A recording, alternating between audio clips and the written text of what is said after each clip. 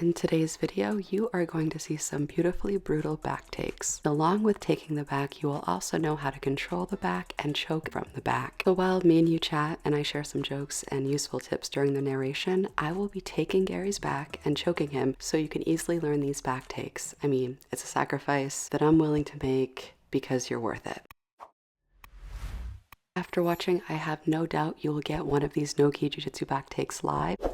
If you can't get a grip because of a tight turtle, push them. A tight turtle means giving up a solid base. In MMA, punch them. In a street fight, a kick to the face is usually quite convincing. Back takes in BJJ are beautiful because you end up in the best position in all of Jiu-Jitsu, the back. Back takes, back control, and finishing from the back is very powerful Jiu-Jitsu.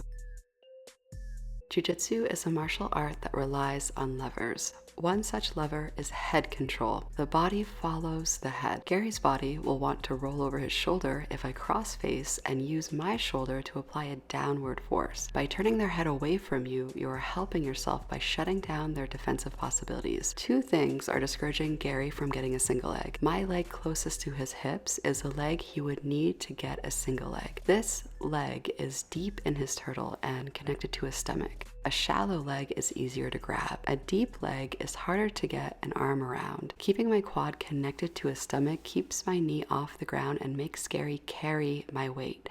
This makes me feel heavy. Gary's like, I thought this bitch was a lightweight. Why does it feel like I have a heavyweight on me? A heavyweight who is not skilled in making heavy feels the same as a lightweight who knows how to keep their knee off the ground to make themselves feel heavy while on the top of this turtle position.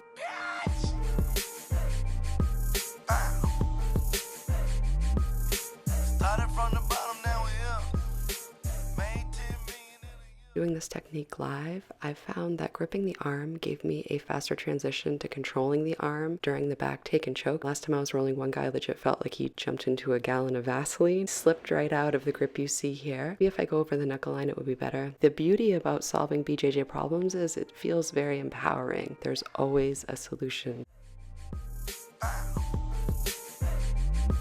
Started from the bottom, now we're here. Made 10 million in a year. Still got niggas doing years. Can't wait for them to get home so I can put my niggas on. I can't wait for them to get home so I can put my niggas on. This next technique is called How to Make Somebody Feel Completely Helpless, or the arm trap back take. The name says it all. This works obviously in Nogi, trap the arm, and this gives you back control because you have control over two of their arms.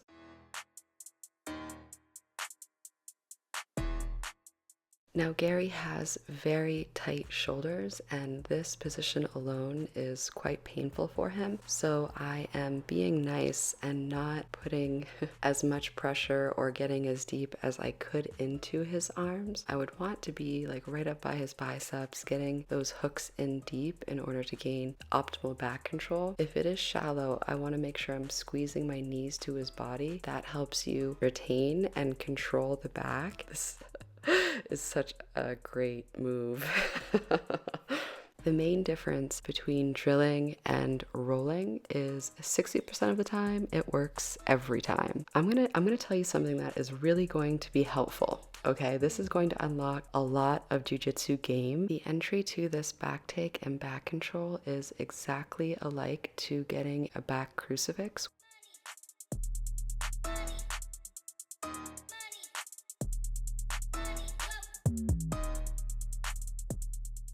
Which I love doing live and I've had great success with.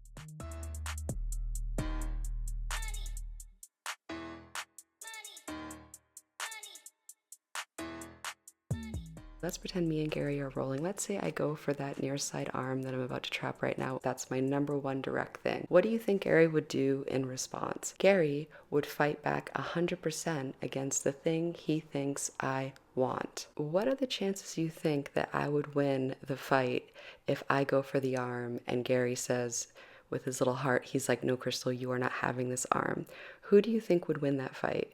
Like, obviously Gary would win that fight. He's much stronger than me, okay? Now imagine, instead of me going for his arm, let's say I put on that cross face really hard and I make him think about, man, this is so uncomfortable. This cross face sucks, the big one. If I squeeze that far side arm hard and make him think about that I want to do something with that far side arm, at the same time I trap that near side, that arm that's closest to my leg, I trap that at the same time. Gary would not fight against it because he wouldn't have seen it coming.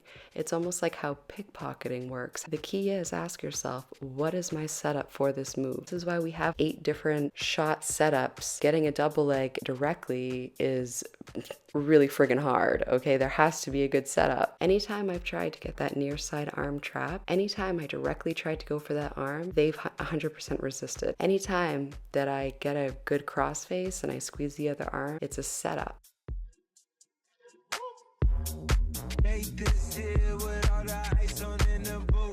The gate outside, when they pull up, they give me loose. Yeah, jump out, boys, that's Nike boys, I've been our goose. This shit way too big, when we pull up, give me the loot. What's off the Remy, had a back boost. Had to hit my old down, you duck the news. 4-hour lockdown, we made no moves. Now it's 4 a.m. and I'm back up popping with the cool. I just landed in. Once you trap that arm and you roll over your shoulder and you take their back, this is a very dominant, controlling position. You have control of their back and you have 2 of their arms trapped behind their back. You can do anything you want to them. You can choke them out using the classic rear naked choke, or you could do much worse. You could nose boop them. You could pretend like you're an annoying mosquito and make buzzing sounds into their ear as you tickle their ear. There are humiliating things you can do to your jiu-jitsu training partners. That's actually worse than getting choked, okay? You could say something like, gee, looks like you've gotten yourself in quite a pickle here, huh, champ? In MMA, if this were an MMA fight, imagine if Gary was in an MMA fight and I had both of his arms trapped like that. That would be horrible if strikes are involved. From there, you can do a rear naked choke with one arm. Or you could lock it up and do a 2-arm rear naked choke. The beauty of this back take with both of his arms trapped is there is no hand fighting at this moment because both of his arms are trapped. He has no hands and no arms to fight with. He is literally like armless at this point because of the type of control you would have. You know, you're basically just torturing your friends repeatedly, torturing each other. That's what we do. You see that guy in the judo shirt, you go and you pay your coach to beat you up. I'm getting money, give a fuck about a hand. It's a whole lot of money in this motherfucker. Look, can we run no broke shit, that broke shit get old. Look, can we run no hoe shit, these hoes get too bold. I'm allergic to that no shit, my wrist game on cold. I might pin my coupe like just see that, you Tamara. What's Tia? My pussy pretty, I fuck them like porn stars. I'm playing basketball, but my bitches is all stars. Da Vinci on my wrist, cause I'm richer than This next back take is a classic. This was actually the first back take that I ever learned back in 2016. So basically, let's pretend that you've tried everything, okay? Everything failed. What you do is you take your knee, like if your left knee is in, you take that far side knee and you basically switch your hips and jam your knee to block their knee as you're rolling to your side, and that'll get them to fall on top of you, and then you can take the back. This is highly successful. I've gotten this, like, this was my go-to for years, to take the back. So this is some meat and potatoes jiu-jitsu right here. It's beautiful that it's the last step in the sequence. The previous steps try to do the roll, they post out their arm. Because they post out their arm, you can trap their arm. Let's say they pull their arm back and you're unable to trap their arm. Then you just say screw it, switch your hips, drive that far knee in to block their legs, and you have yourself beautiful, classic back take. The beauty of training Nogi is all Nogi moves work for gi, because all Nogi, you're not dependent on the collar or the sleeve for anything. Not all gi moves work for Nogi, because some moves are dependent on a collar and a sleeve in controlling the body using those tools, using pieces of clothing. The nice thing about Nogi is they will always have their extremities.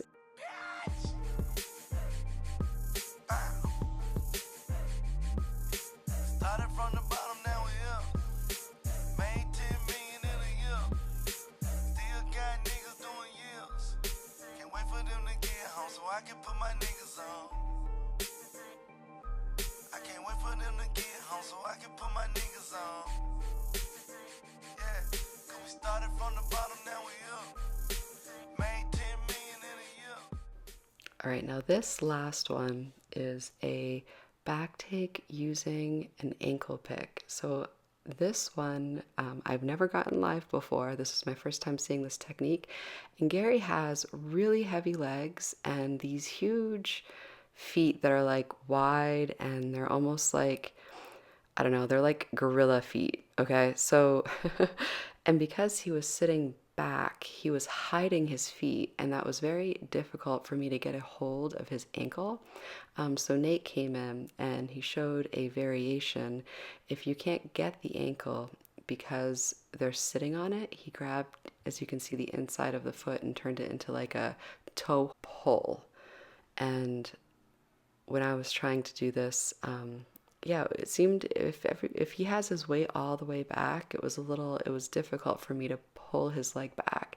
So maybe for this move, I don't know, this is the first time that I did this. Maybe for this move, see, I'm like, what the hell am I doing? What am I doing? And here we go. And this is actually quite a beautiful position. Look at Gary. It looks like, you know, he could star in Ice Capades with that move. It serves as a good stretch too.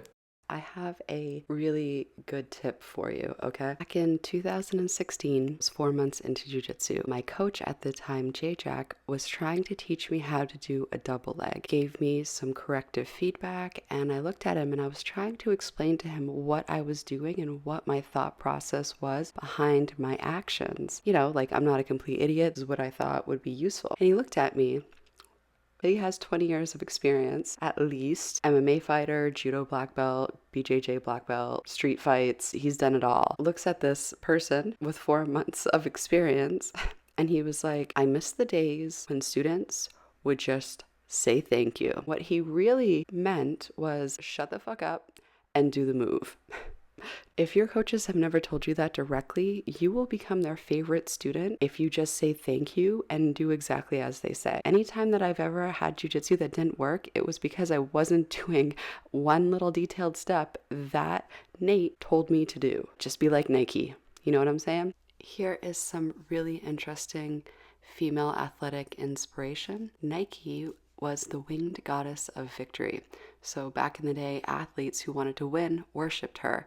And even today, she has some significance to athletes. If you look very carefully at her wings, that symbol is what came to be the symbol for Nike. Nike was started by Bill Bowerman and track and field coach Phil Knight. Phil Knight wanted to call the company Dimension 6. The first ever employee of Nike, Jeff Johnson, suggested that they call the company Nike. Nike is the Greek goddess of victory, and she is represented with wings, and her presence symbolized victory. To the Greeks, she was a very important figure. If me and you were born in, let's say, 500 BC, and we were talking about history at that point, we would be like, hey man, remember when our Olympians beat the Titans in that Titan War? We would be like, hey, you know, high five Nike goddess, you helped us with that. She was most renowned for her speed and her power. The Greek goddess, Nike, helped the Olympians beat people in battle, and so that's why Nike, the company, wanted to encompass that power. They encompassed her power in that Nike symbol. Anytime you wear Nike, you are literally honoring the goddess Nike. So I just thought that was cool. And you thought fighting in Nogi was revealing. Can we get this man some pants? Like, these Greeks really knew how to fight. Sir, you're gonna have to put on some pants if you're trying to invite me to the pants party. Now here's a few more reps of this ankle pick or toe pick back take, depending on where they have their weight and if that ankle is accessible. And one more rep of making Gary look like he's the star of Swan Lake. It's very important that you make your partners look good while practicing these things. And look, he looks like a star. He really does. And then I hug him and go for a nice little twister. Need to work on that setup. Oh, there you go. There you go. And our last and final rep before I show you this final thing. The final thing that we're going to go over is how to maintain the back. Because people, when you take their back, if they're skilled, they're going to know how to escape. So the trick is to ensure that you are hipping in and back heeling in order to maintain this back control. And Nate does an excellent job of demonstrating this with Laura. So he is using his hook to back heel in order to maintain back control. Because right now Laura would want to try to beat his bottom leg, and by using his top leg to then back heel, he is able to either hip in and regain or go with it and also regain that way in either direction. So thank you so much for watching. I'm so happy we could spend some time together. If you have not subscribed yet, go ahead. I welcome you. Come join our family. It's a good time. And until next time, love you. Bye. They gon' have to send their best fighter for the champ. I got them, Mary, I'm popping. They keep hating, but still watching. Check the boards, I'm still topping. Bust down a plain Jane, I got options. It's a bunch of mini me's, I'm the one they mocking. Showed you how to get the bag, now you going shopping. When I come out all the sneak, bitches start